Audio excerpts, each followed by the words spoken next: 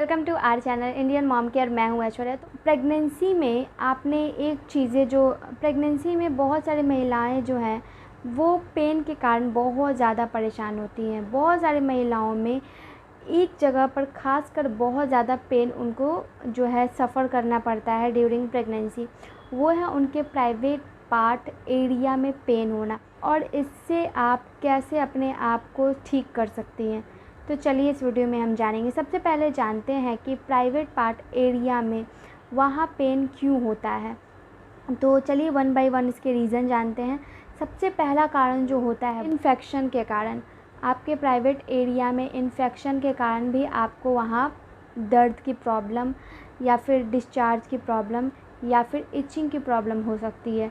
तो आपको एरिया को साफ़ रखना है। साफ़ रखने का सेंस ये है कि जब भी आप यूरिनेशन के लिए जाती हैं तो आपको थोड़े से सुसुम पानी में उस एरिया को साफ़ रखना है। सिर्फ़ एक सादे पानी से जो सुसुम हो उसके साथ आप सफाई कर सकती हैं जब भी यूरिनेशन के लिए जाएं।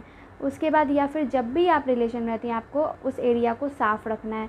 तो ये ज़्यादा इम्पॉर्टेंट है, नहीं तो वहाँ पे पेन की प्रॉब्लम आपको हो सकती है। दूसरा कारण हार्मोन का असंतुलित होना, ये भी एक कारण होता है। तो जब भी आप रिलेशन में रहती हैं तो वो एरिया काफ़ी ड्राई हो जाता है एंड उसके कारण भी आपको पेन की प्रॉब्लम हो सकती है। तो अगर वो चीज़ें आपको ज़्यादा प्रॉब्लम हो रही है तो आप अपने डॉक्टर से इस बारे में कंसल्ट कर सकती हैं। डॉक्टर आपको क्रीम या मेट वॉश अगर वो अपनी तरफ से प्रिस्क्राइब करती हैं तो वो आप यूज़ कर सकती हैं उस एरिया को सही करने के लिए।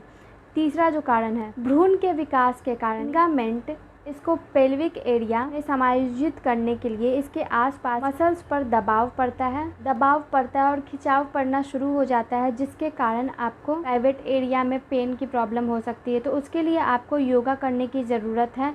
आपको अपने बॉडी को फ्लेक्सिबल बनाने की ज़रूरत है, जिसके कारण आप जो मसल्स में खिंचाव होगा और दबाव पड़ेगा तो आप उसके वजह से आप योगा अगर करती हैं तो आपके बॉडी में फ्लेक्सिबिलिटी आएगी एंड आपके पेन को रिड्यूस करेगा वो। तो जब गर्भाशय का आकार बढ़ता है तो आपके प्राइवेट एरिया में दबाव पड़ने लगता है, जिसके कारण भी वहाँ प्राइवेट एरिया में आपको पेन की प्रॉब्लम सफ़र करनी पड़ सकती है। ब्लड सर्कुलेशन का बढ़ना, तो प्रेगनेंसी में 3 गुना ब्लड सर्कुलेशन जो है वो बढ़ने लगता है। इसके कारण गर्भाशय पर दबाव पड़ता है और तेज़ दर्द और चुभन की प्रॉब्लम आपको हो सकती है। सूजन की भी प्रॉब्लम हो सकती है वहाँ। तो ये भी एक कारण होता है कि ब्लड सर्कुलेशन के कारण आपके प्राइवेट एरिया में पेन हो रहा है। उसके बाद एक्टोपिक प्रेगनेंसी के कारण ये होता है कि जो भ्रूण जो है वो आपके फेलोपियन ट्यूब में प्रेगनेंसी आपकी हुई है, यानी कि आपका जो प्रेगनेंसी वो बच्चेदानी में ना होके फेलोपियन ट्यूब में ये प्रेगनेंसी डेवलप्ड हुई, यानी बच्चा फेलोपियन ट्यूब में बढ़ता है। तो ये खतरनाक भी है। ये अब शुरुआती में तो पता नहीं चलता है, लेकिन जब डिलीवरी आगे बढ़ने लगती है तब पता चलता है कि एक्टोपिक प्रेगनेंसी है। इसके कारण भी आपके प्राइवेट एरिया में प्रेगनेंसी के शुरुआती महीने में आपको प्राइवेट एरिया में इसकी प्रॉब्लम हो सकती है पेन की। तो ये एक कारण है। उसके बाद अगर डिलीवरी के पास जब डेट आती है, यानी डिलीवरी जैसे जैसे पास आने लगती है तब भी आपके प्राइवेट एरिया में पेन होने लगता है। लेबर पेन के कारण भी आपके प्राइवेट एरिया में पेन होता है। तो उसके लिए आप व्यायाम कर सकती हैं, हल्के गर्म पानी में स्नान कर सकती हैं, जिसके कारण आपका पेन रिड्यूस होगा, कम होगा। उसके बाद आप एक्सरसाइजेज वगैरह कर सकती हैं, वॉकिंग कर सकती हैं और ज़्यादा देर तक अपने पैर को लटका के या ज़्यादा देर तक खड़े ना हो, वरना ये दर्द बढ़ सकता है।